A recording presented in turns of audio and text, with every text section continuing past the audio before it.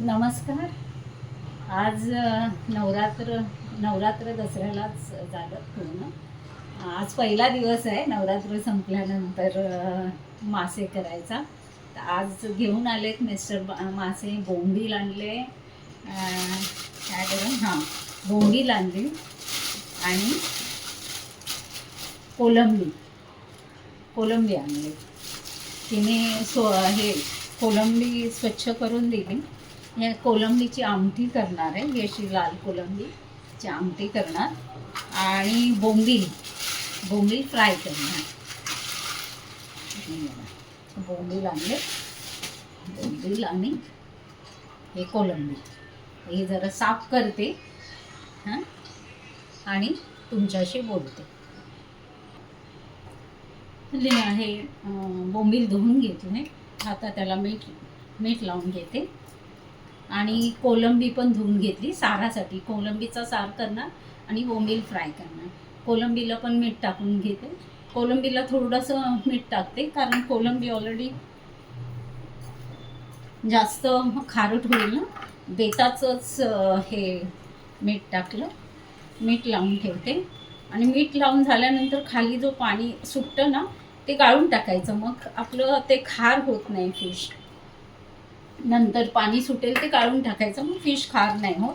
आणि हे बोंबलाला पण मीठ लावलंय.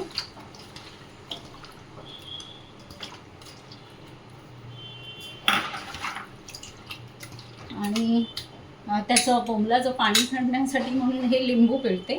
बोंबीलचं जास्त असल्यामुळे एक चांगलं लिंबू पिळून घेते, त्यामुळे बोंबील कसे सडसडीत होती.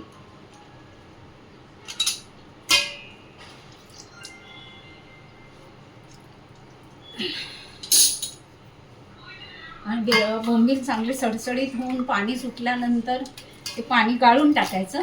त्याच्यानंतर परत तुमच्याशी बोलते. माशांचा सार बनवते. माशांच्या सारासाठी ही बेडगी मिरची, एक छोटा कांदा, थोडीशी हे लसूण, धने आणि ओलं खोबरं हे सगळं वाटून घेते आणि तुमच्याशी कोलंबीचं तिखलं बनवते, दाखवते. तेल ओतलं, तेल थोडं 2 चमचे बऱ्यापैकी टाकली आणि त्यात कोलंबी टाकली. मीठ लावून ठेवली ती कोलंबी टाकली.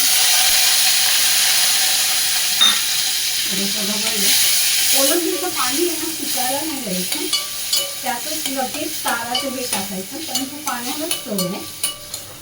त्यामुळे कोलंबीचं पाणी सुकवायचं नाही, त्यामुळे साराला कशी चव छान येते.